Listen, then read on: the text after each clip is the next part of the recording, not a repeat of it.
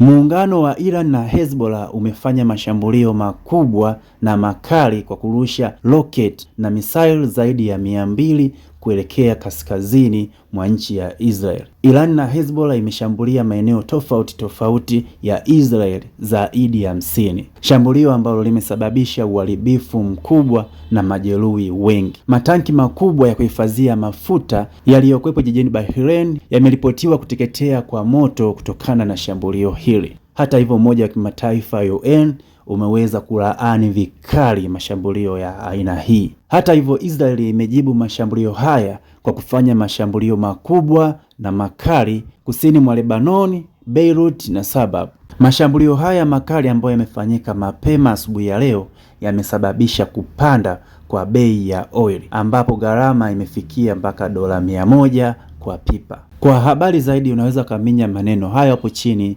yaliyoandikwa subscribe.